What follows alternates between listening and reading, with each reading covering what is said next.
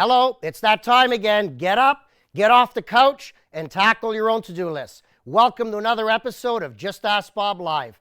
I am your host, Bob Assadourian. This show has two goals in mind. Always first and foremost, DIY. Bob's going to teach you skills and motivate you to get up, get off the couch, and tackle your own to-do list of projects around your home. Doesn't matter if it's regrouting a single tile, fixing that noisy toilet, changing a faucet, right to the kitchens, basements, bathrooms, and the man cave, of course. Otherwise, the second half, if for whatever reason you don't feel comfortable in tackling your own DIY list, maybe the ladder's not tall enough to reach the roof, whatever the reason, episode by episode, Bob will work to demystify the process of finding the right contractor for you and your home. That's the key. Not any contractor, but the right one for you and your home. This show is broken down into two parts. Essentially, part one, from a viewer's email.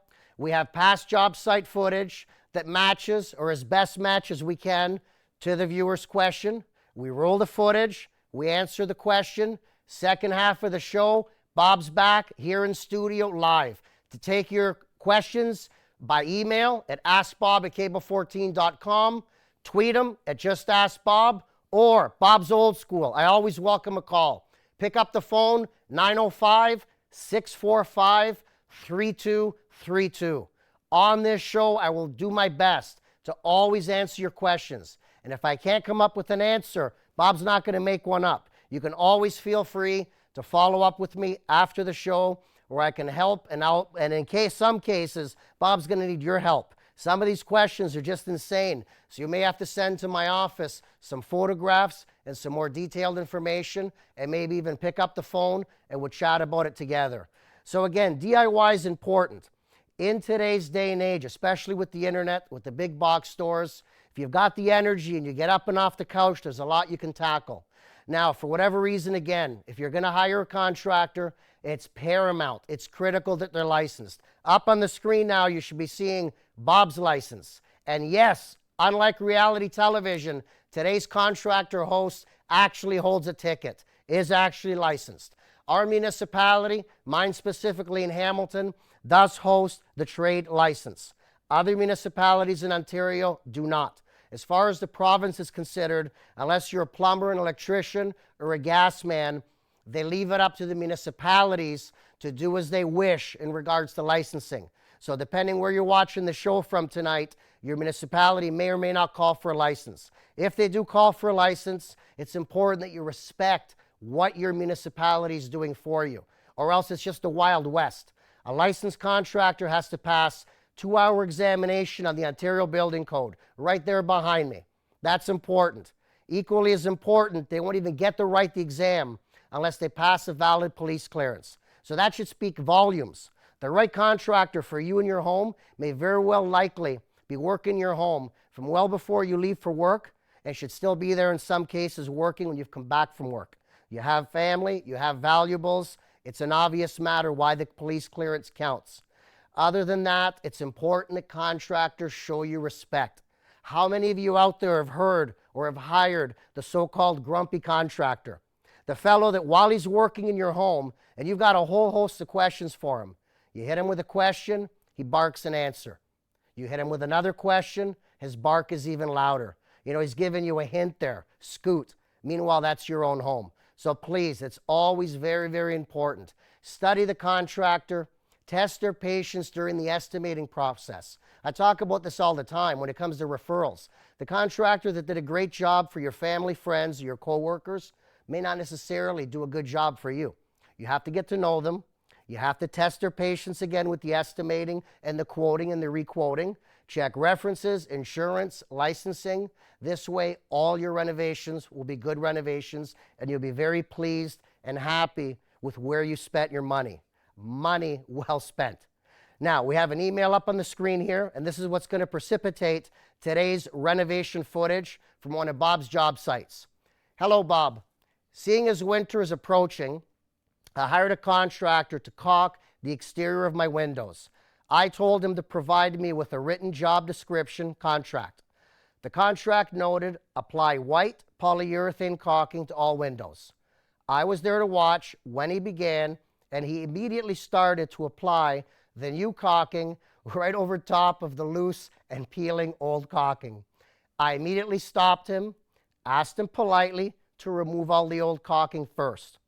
What happened next is shocking. We argued for about 2 minutes, and he screamed at me that I did not know anything and that he was the professional, and he just left. Tim, disappointed in Hamilton. Tim, I value your question, I value your email, and I apologize on behalf of all these crazy crooks. Nobody should yell at you. You see, that's a key point right there.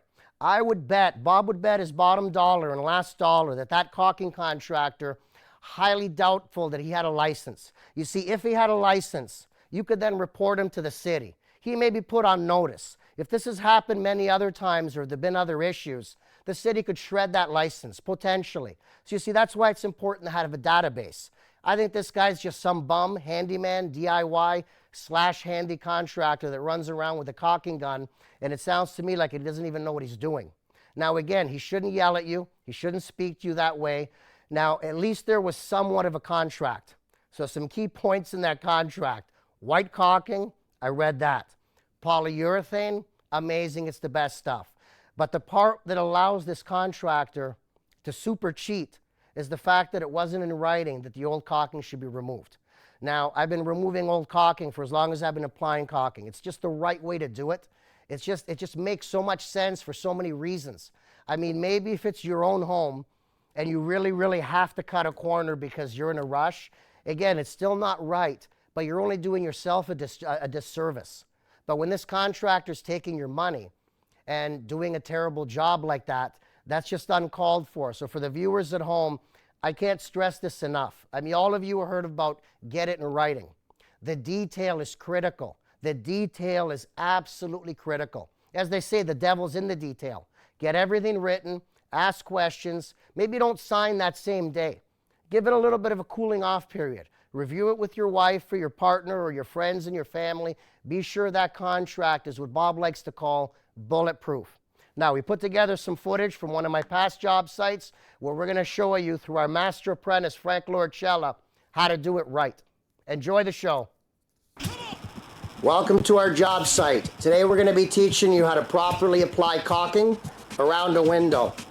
However, before you apply, the key is to remove the existing. Let's show you why. This window's had caulking on it for well over 10 years. We go into the corner here.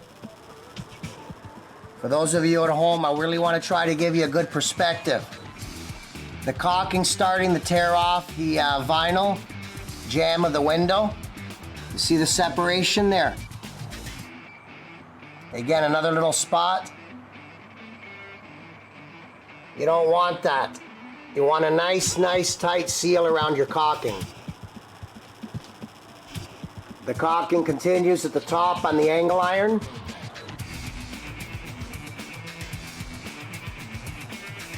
And then it continues the other jamb.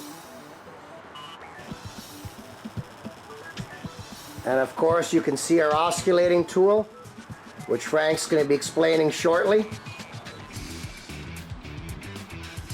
Welcome, Frank. How are you? That's good, Bobby. Excellent. Tell us what you're going to be working on. We're just removing the caulking here around the window. So we're going to be using the Milwaukee oscillating tool. It works great for speed, but you can also use a knife to cut out the caulking. So Why is Milwaukee your favorite, Frank? it's good, it's reliable, it works. Excellent. All right, I'll try to stay in as tight as I can. Give it your best. All right.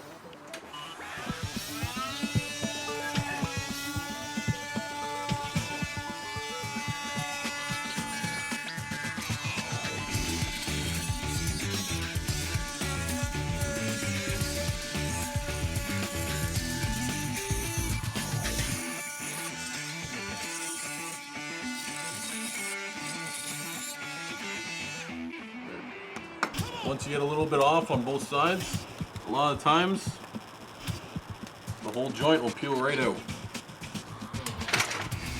What's the problem, Frank, with just skipping this step? Why not just caulk right over it? If you caulk over it, if you already have holes and it's cracking and it's peeling off, you're not doing anything. When you put caulking over top of it, it's just gonna crack and peel too. So you wanna take this all out so you have a good joint and a good bond to your brick and your window frame here. So that's what I always advise the customers. For the viewers at home, if you're doing it yourself, I don't think you're gonna cheat yourself out of a quality job. That's not the problem. Like they say, if you want it done right, do it yourself. If you're hiring a contractor, I hope you have a written agreement. Get it in writing. Remove original caulking. Oh, Frank, we're getting lucky on this one, so you're just pulling it off. Sometimes you get lucky and it just comes out. Most times, in my experience, though, it breaks off in tiny, tiny little pieces. If we can get it off in decent lengths, that helps.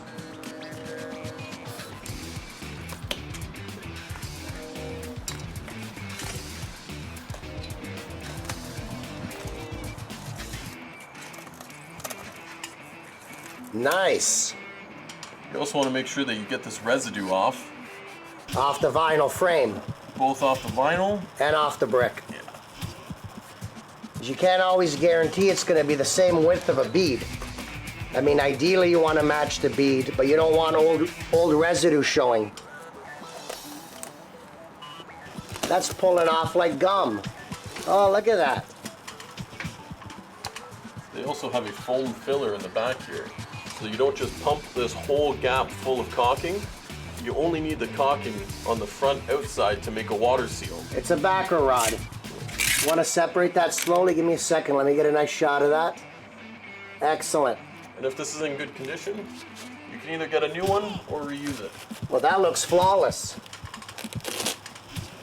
Let me get up there. All right, now we're on the bottom sill. Still pulling off pretty easily. Beautifully.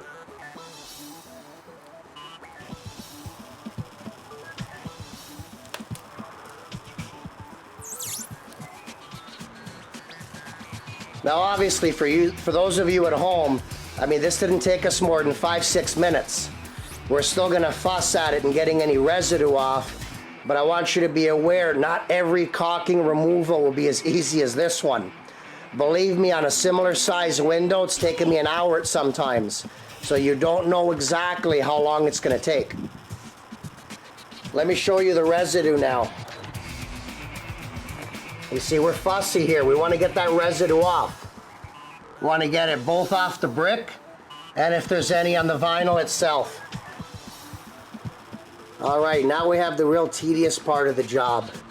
Trying to get rid of the caulking that wouldn't come off. As you can see, there's staining on the vinyl side of the window, and there's even some staining on the brickwork.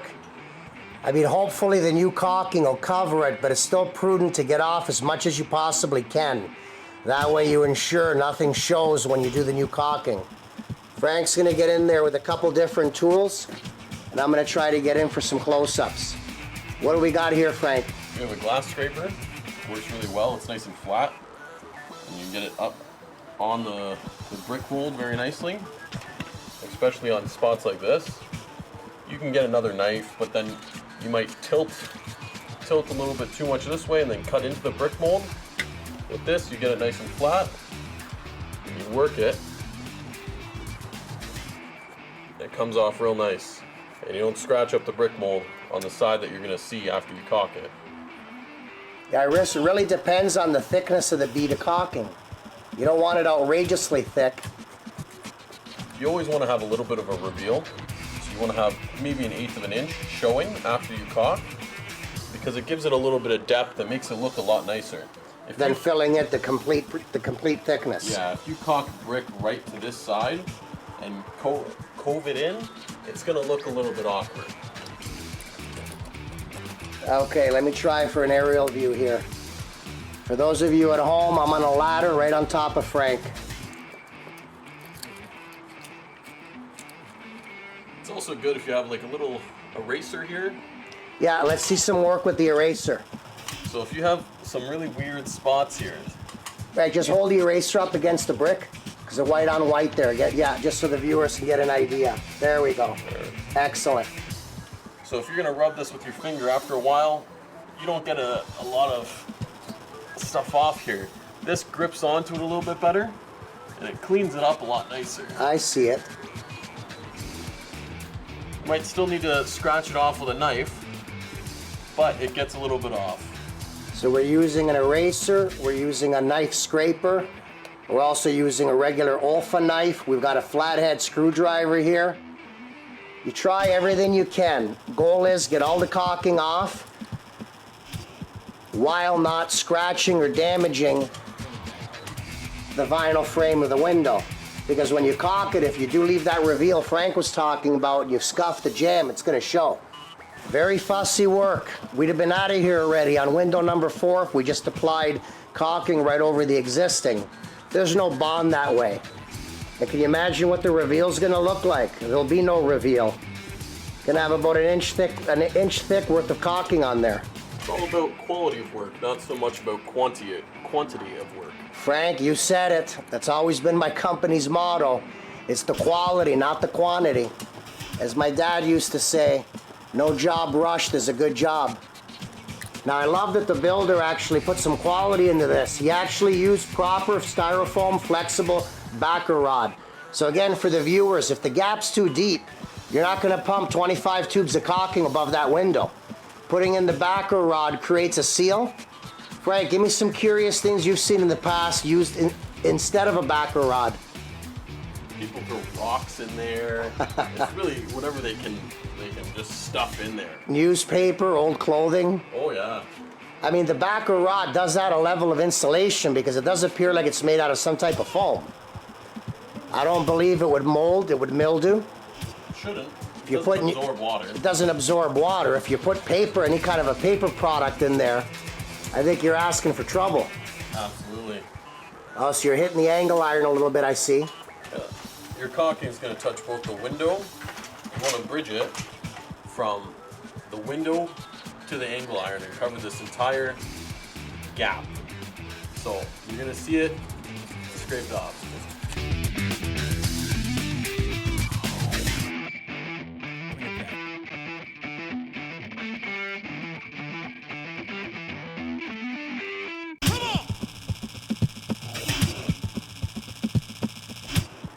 Now, obviously, Frank, you're very experienced in windows, so while I'm going to keep you working there, but we want to chat things up to keep the viewers entertained. Let's talk about under what conditions none of this would make sense today. All this scraping, all this peeling, the expense of the caulking, the labor the contractor is going to charge the homeowner. At what point, Frank, and under what circumstances does a homeowner or a contractor say, screw it, this shouldn't be a remove and re-caulk? I think you need new windows. If you have a few different issues with your windows, where you have cracking, or if there's condensation in between your windows sometimes, it all depends. If you have like a draft or a breeze and you feel like it's really cold, a lot of times even single pane windows, they're not the best. You'd want to replace them, right? Windows have a lifetime. And after the lifetime, you need to replace them, and it saves a lot of money on heating and cooling of the home, and even UV protection. A lot of these newer windows provide UV protection against the sun to not decolor your flooring or your couches or even your paintings or your walls. So when you look into getting new windows, think about UV protection. Yeah, essentially, removing the caulking, applying new caulking, that's not going to help the operation of the crank-out window. That's not going to assist in a double-hung window rising up and down. That's not going to add UV protection. It's not going to keep your home, well, I'm about to say that much warmer, but caulking still is important to keep moisture out. But again, you don't want to be spending good money if it doesn't make sense that the window operates correct, works correct, and that you're happy with it. So there are situations where you should draw the line and consider, should this window be replaced? And don't pay twice. You're going to have to caulk new windows anyway. So Exactly. Don't caulk the old ones in to wait a little bit longer. You might as well just get new windows, do it all once. You save the extra money in the long run. See, that matters so much when hiring out. So again, for the viewers at home, if you're doing it yourself, not that I'm trying to emphasize your labor and your time is not worth anything. But again, it's your spare time. Even if you plan on maybe changing them in the short term or at some point, you're doing it yourself, you can caulk them, that's fine. But to pay a contractor a good deal of money to come in and do this, and again, a real licensed, legitimate contractor that's worth their salt, they're gonna charge you a good amount of money to do this work today. So if you're gonna just be changing the windows shortly and you have to pay them again to recaulk the ones they install, maybe consider just spending the money twice. Really, when the day's said and done, it depends on your budget. Everybody's budget's different. You want to make sure you vacuum all the dust and debris out from where you're going to caulk. Because as soon as you start putting caulking down and you got all this little dust and fluff, right? And you go to pull your bead, you're going to have an issue. All that dust and debris is going to get into your bead, and when you try to get it nice and smooth, you're going to see all those bumps and ridges. It's not going to look nice. You always want to have a nice clean surface. Oh, believe me, Frank, you don't have to sell it to me. Bob knows about clean. Vacuum's one of our most important tools. Okay, I'll let you give it a shot.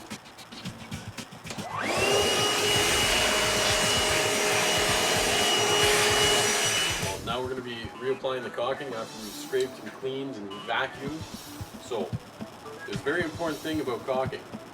So, your caulking gun usually has a cutter on it and a poker. So when you caulk your windows, you want to make sure that on the nozzle it says the different sizes. If you cut here, that's a 1/4 inch hole. If you cut here, it's a 3/8 hole. And if you cut at the bottom, it's about a 1/2 inch hole. So we have a pretty big gap here. It's probably not a 1/2 inch. It's always better if you go a little bit smaller, because you can always apply more. But if you apply too much, then you just make a mess everywhere. So if you bring a knife, this is a trick. Cut it with the knife. Let me get right in there, Frank. If you cut it with the knife, you can get a nice clean cut. I like to cut it on a nice angle, up. And then if you go across, you make a nice little tip there. Make sure it's nice and flat. So when you go to apply the caulking, and you put it down across the sill, right? It'll come out the hole, and then it'll also cove it just a little bit, so it pushes it in. So it makes it easier when you come across and you smooth out the bead. But the tip really matters. Yes, it's very important. And I see you've got some palm olive here. You're doing dishes. No, that's also a little secret. So usually when you apply caulking, you lick your finger and then you rub it across the caulking, because your saliva makes sure that you don't pull the caulking off. You just want to smooth it out. You don't know really what's in this, and especially on this, it says poison. Why are you going to lick your finger and then rub it on, lick your finger, rub it on? It's not smart. Use a little palm olive, rub it on your fingers though. Get it all nice and soapy, and then go across. It's a lot smarter.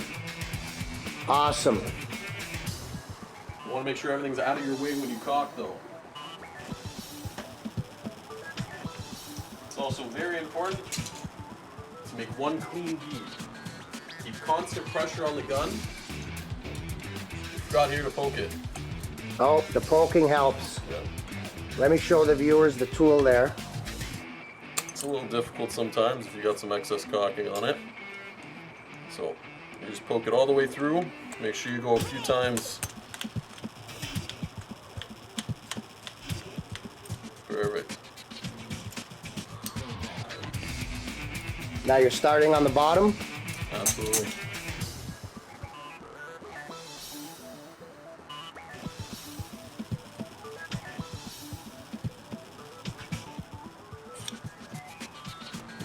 Frank, I can certainly say you've done this before. Absolutely. It's all about a constant bead. Believe me, I've seen some awful, awful caulking work around homes, both inside and out. There's a lot of guys that'll just apply it with the gun here, and they won't pull their bead though. Oh, I know one of them. When you do that, a little bit more on that corner there. When you do that, you don't get good penetration. you want to make sure that you cove it so it touches the sill here and the window. Push it in so you get a little bit of a flare. Because if you leave it like this, yeah, it might stick. You might have a little bit of pinholes here and there. But you really want to push it in so it stays and it's strong. If you haven't had penetration, you have nothing. It's all about the penetration. It's true. Oh, here we go with the palm olive. Here, a little bit of soap here. And Frank's not doing dishes. So, we're going to start. I like to go left from right. I'm right-handed. It's a Okay. little bit easier for me. And pick whatever finger you really want. So you come across it. Nice and smooth.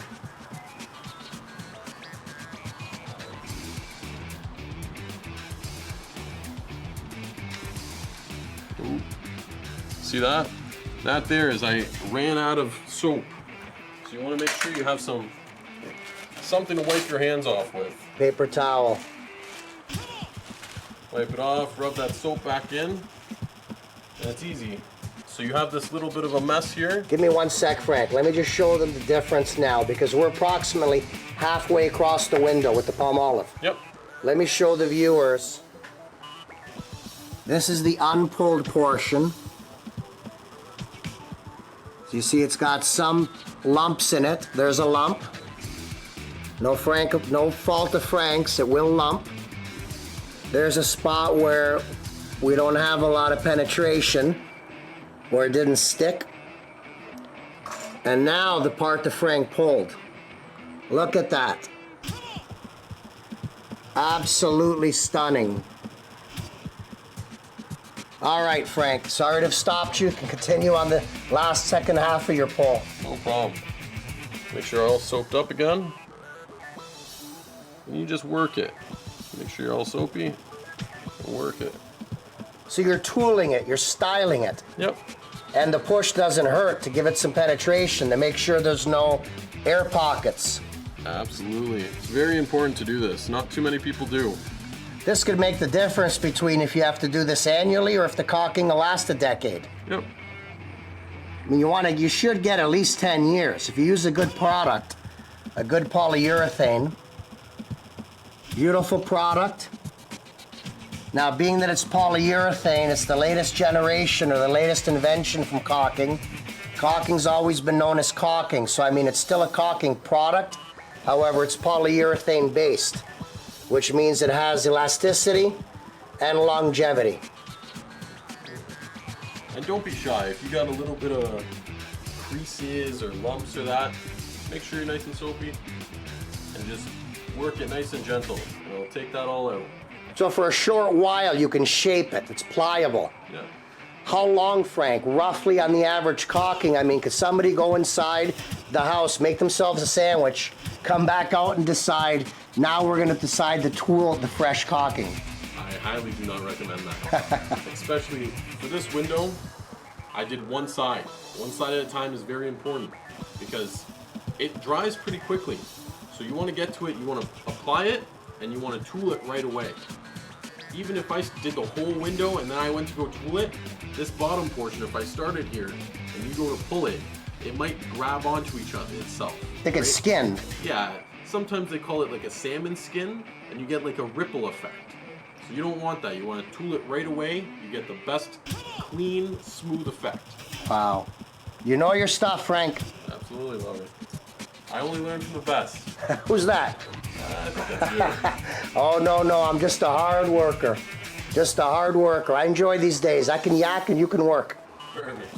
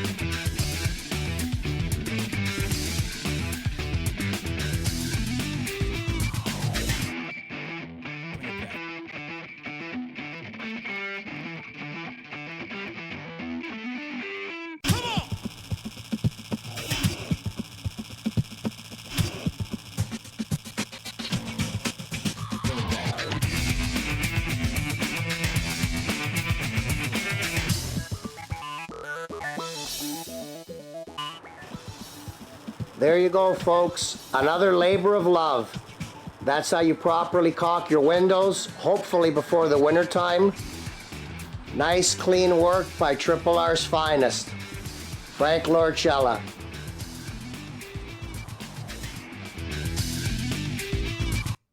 Welcome back to Just Ask Bob Live. I hope you enjoyed our footage, and I hope you learned from some tips. Now, don't forget, we have a call-in win contest. Call in and win one of 4 $50 Home Depot gift cards to get you up and off the couch to tackle your own to-do list. All you have to do, call in the live show, hit Bob with your hardest home rental question. For full contest details, go to cable14.com/Bob contest. And good luck. We'll be right back after this break.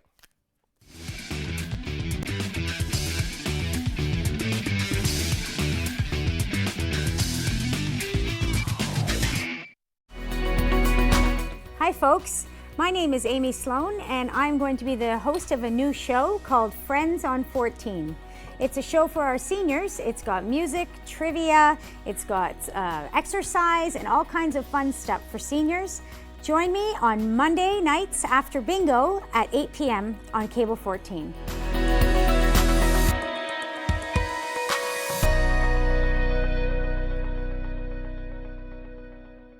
Cancer connects us all. We all have a story to tell. I was 13 years old when I first heard the word cancer. Being diagnosed with colon cancer was an overwhelming shock. This is me after my first clean scan. I'm back to myself again. Research, including clinical trials, helps to change the picture for cancer patients across Canada. Join Stand Up to Cancer Canada and the Canadian Cancer Society to learn more about the groundbreaking research that translates into life-saving treatments. As we navigate through 2020 and the unique experiences we've all faced this year, it's the connections we have to the community around us which allow us to stay informed about the people, stories, and experiences within our own Hamilton network. Each day at 5 p.m., we'll bring you closer to the connections and experiences within the Hamilton network, right here on Cable 14 and online at cable14.com. Mom and Dad used to argue about everything, especially about Dad's drinking. My family went from totally crazy to quiet, calm, and even peaceful when Mom started going to Al-Anon family groups. I wanted a better relationship with Dad, so I asked Mom if she would take me to her Al-Anon meetings or to Alateen. I'm sure glad I did. If someone's drinking troubling you, you might be surprised at what you can learn in an Al-Anon or Alateen family group from people just like you. Call 1-888-4-ALANON or go to alanon.org.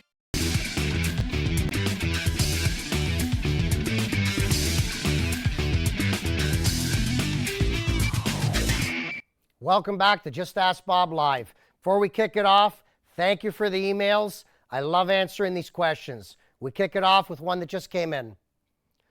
Bob, for years I continually have light mold growth on the caulking around my shower base.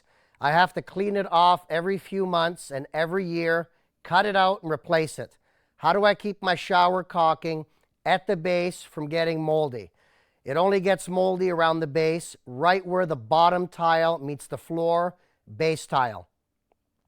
The bathroom is approximately 80 square feet with a high-powered Panasonic exhaust fan, which runs on a timer for 30 minutes after the shower is turned off. The shower and the base are both made of tile. The airflow into and out of the shower is a little restrictive with the shower's bulkhead and small shower door/wall combination. This is from Silvana from Burlington. Silvana, thank you very much. I love the question. Now, this gets really interesting, so let's break this down to some key items. High-powered fan, Panasonic, love it. You have it on a timer, that's smart. I tell all my customers when I build them a bathroom, click that timer to max, take your shower. Before you exit the bathroom, reset the timer to max and leave the door open. Both doors, the door of the bathroom and also the door of the shower, the glass door, or in the absence of a door, if it's a curtain, leave the curtain open all the way. Now the side, again, Panasonic's fine, 80 square feet. If it's high powered, it should be fine.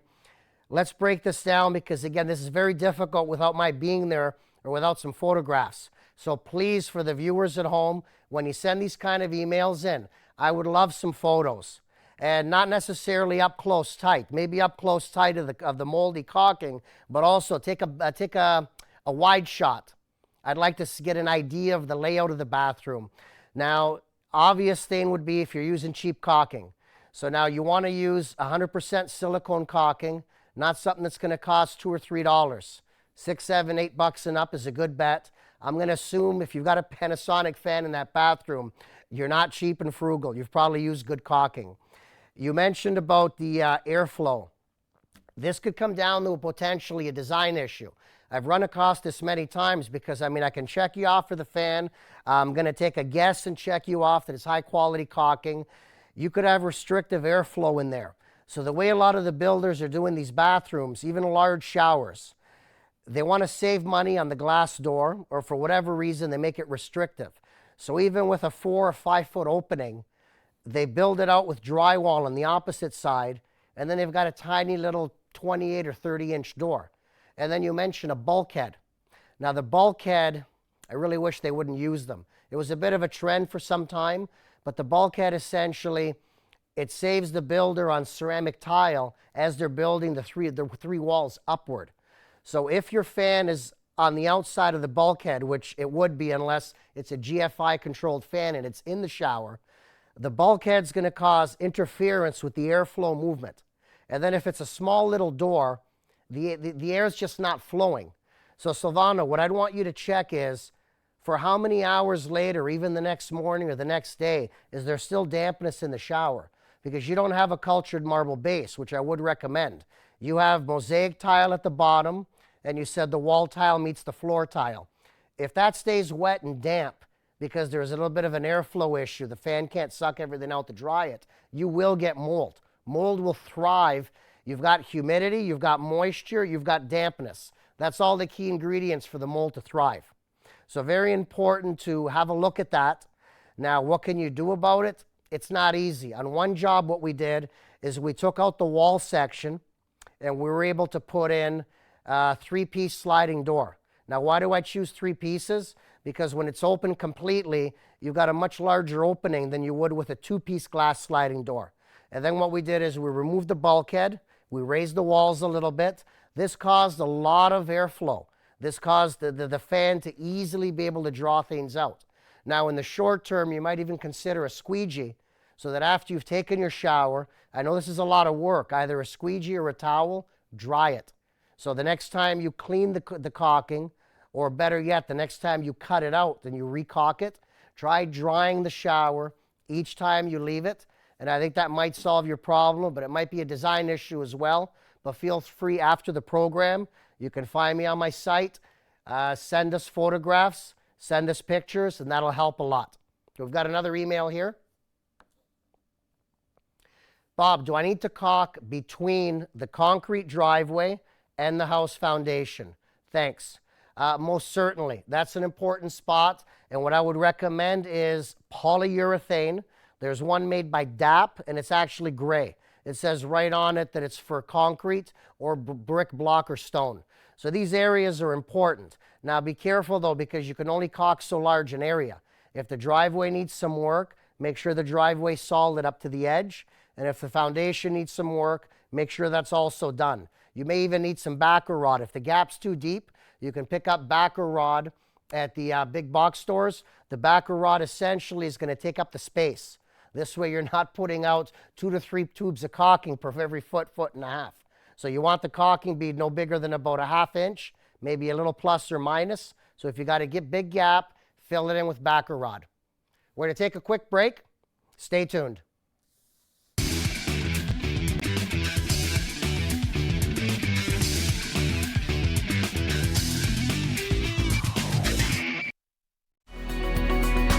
Tune into the Frontline every Thursday at 8 p.m. and look into the role Hamilton Paramedic Service play in a community's healthcare. Hear what's happening within the Hamilton Fire Department and learn about the divisions and services provided to our community. And see behind the scenes in some of Hamilton Police's departments. You can catch it every Thursday at 8 p.m. right here on Cable 14.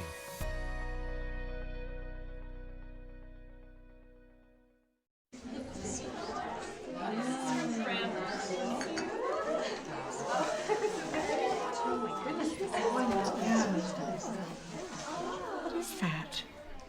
It's a rape whistle.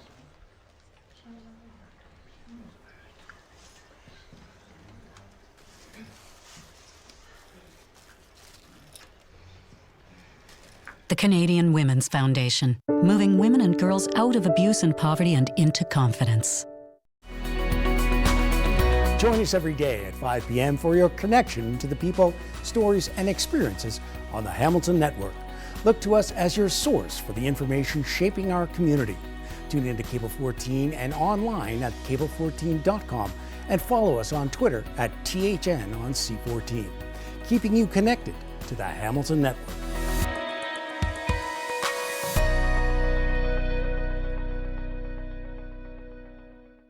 Mom and Dad used to argue about everything, especially about Dad's drinking. My family went from totally crazy to quiet, calm, and even peaceful when Mom started going to Al-Anon family groups. I wanted a better relationship with Dad, so I asked Mom if she would take me to her Al-Anon meetings or to Alateen.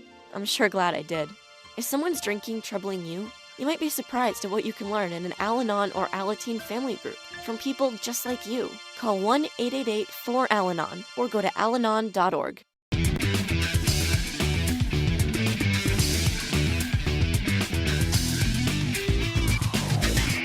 Welcome back to Just Ask Bob Live. We kick it off with another viewer's email. Bob, what type of caulking is paintable? Andy from Hamilton. Love it, Andy. Short and sweet. I'll tell you which one's not paintable. Silicone. Please don't try to paint silicone. It'll literally pull away from you. No, it's latex. Latex caulking. Now, generally, latex is the one people think of. However, some polyurethanes are actually paintable, but you have to wait up to a week. So the best answer is read the tube. Whether you need to pull out your glasses or not, read the tube because it does vary. But generally, your latex, yes. Polyurethane, yes, maybe with a question mark. Silicone, no. However, there is a silicone latex mixture I've seen at the big box stores in the last couple of years, and it says it is paintable. But again, you'll have to test it. I don't like the fact that there's silicone also in it, but who might argue with the manufacturer? So again, very important. Generally, yes and no on some items. Always read the manufacturer's instructions. They're there for a reason. Nobody should know their product better than the manufacturer.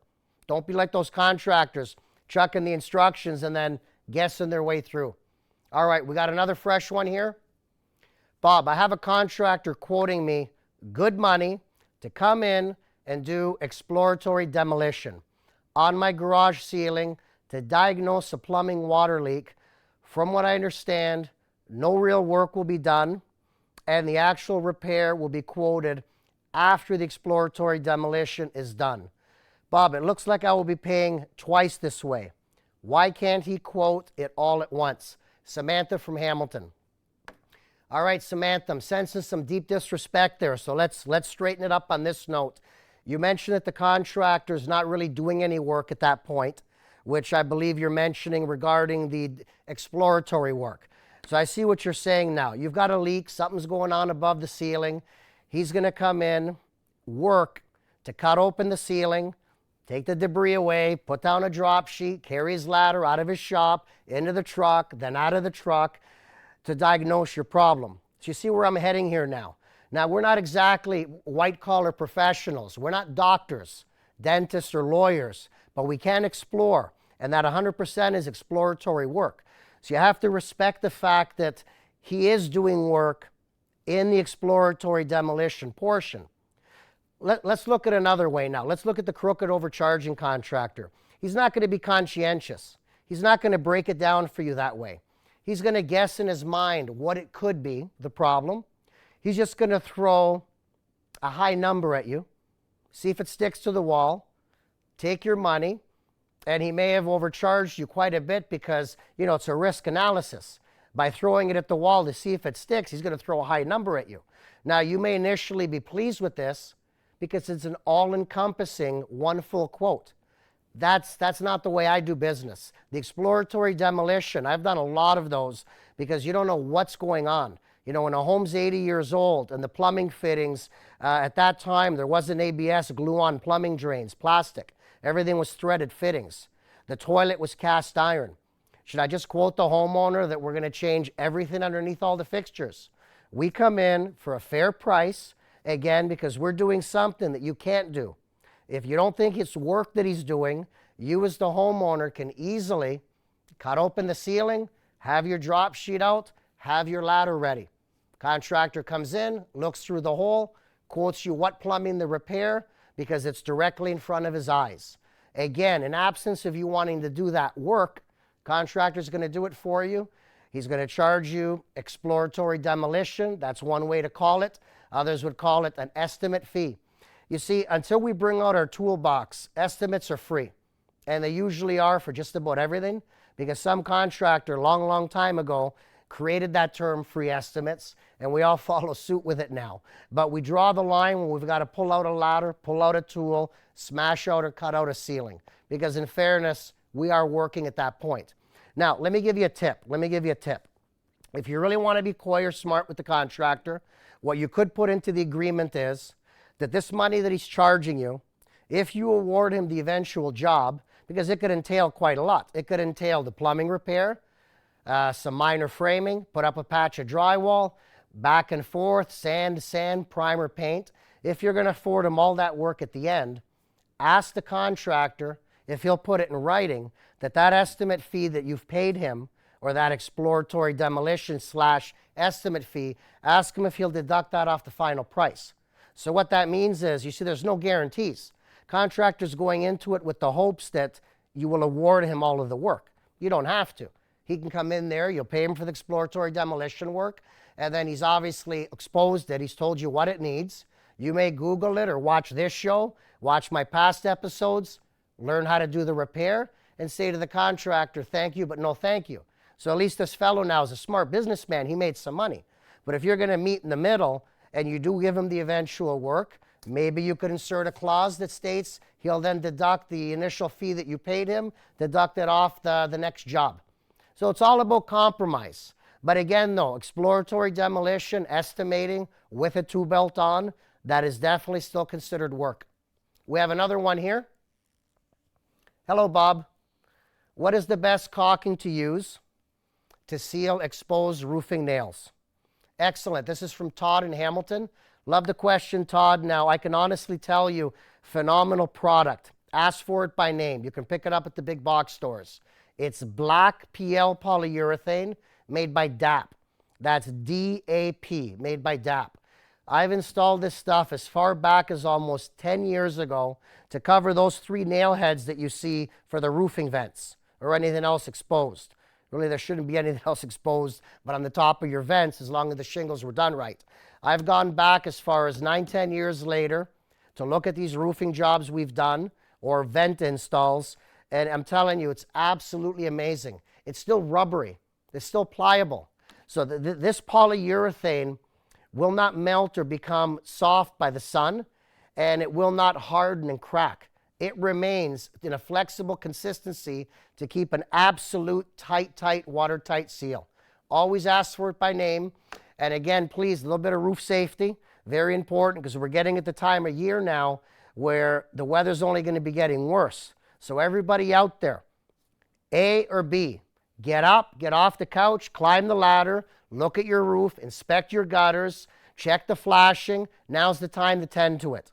If you can't get up, get off the couch, or your ladder won't reach, find the contractor or right one for you and your home. Somebody you get along with, somebody that's reasonable, somebody that's licensed. Send them up the ladder to clean the gutters, check the downspouts, and correct any potential issues on the roof. Now we're going to be taking a quick break. Stay tuned. We'll be right back.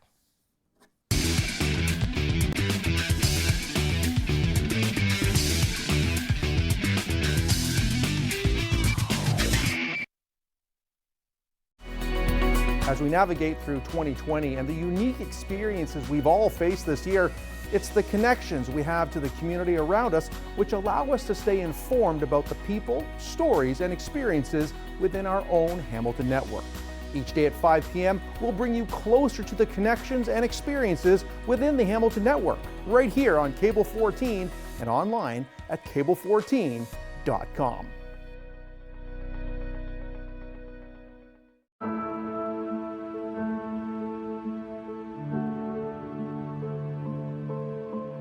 If you count on your network of friends for connection, your network of colleagues for collaboration, your social network for sharing, or your TV network for entertainment, it's because you also count on your network. Learn more at networksyoucancountOn.ca. Hey everybody, welcome to Setting the Hook. We're out here on Lake Ontario this morning. We got set up about an hour and a half ago. I'm with my good buddy Richard Brower here, and so far it's been a pretty good morning. Yeah, it has been. Yeah, the rods have been going off pretty steady. Already had one double header and hopefully more to come.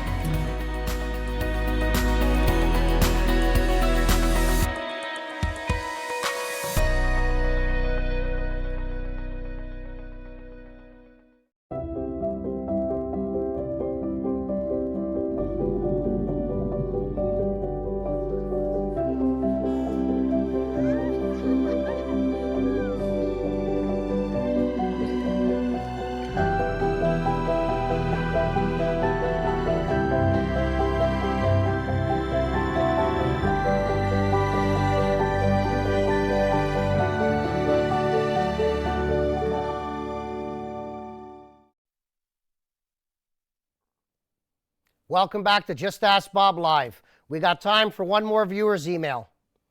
Bob, what do you think of metal roofs? Angelo from Hamilton. Angelo, I love them, in theory. Otherwise, I have no experience with them. I mean, I think they look beautiful. I think they'll last literally a lifetime. But there's a lot of scenarios you're going to have to weigh. Most importantly is the cost. In some cases, you can do a very, very high quality shingle roof multiple times with the cost that it would cost you for one new steel roof. Now, the pros we mentioned, some of the potential issues are if the roofing installer goes bankrupt or goes out of business. See, in many cases they do. I get a lot of calls at the office for me to come repair somebody's metal roof.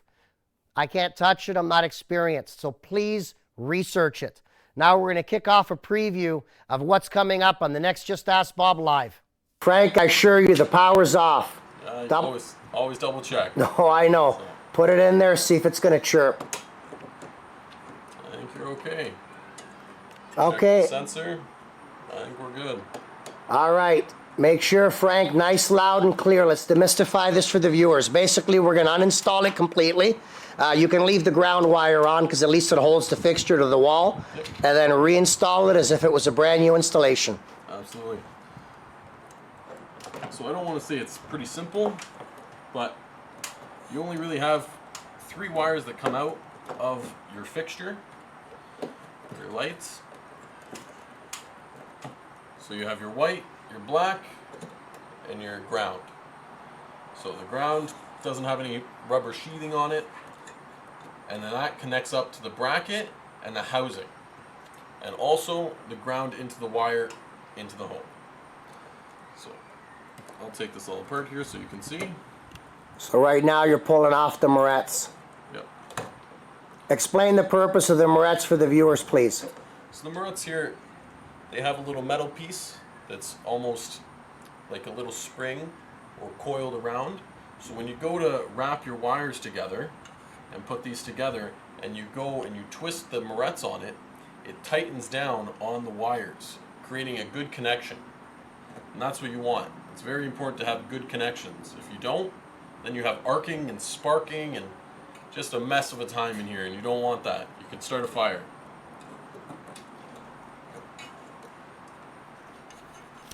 So like we said, I'm just going to keep this together because it's wrapped up pretty good right now. Welcome back to Just Ask Bob.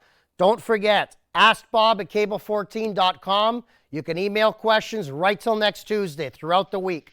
Twitter at Just Ask Bob. Again, send the tweet questions right through the week. However, to call, memorize the number, 905-645-3232. But you can only call in every Tuesday between 7 and 8. Follow us on our site, www.justaskbob.com. Again, that's www.justaskbob.com. Until next week.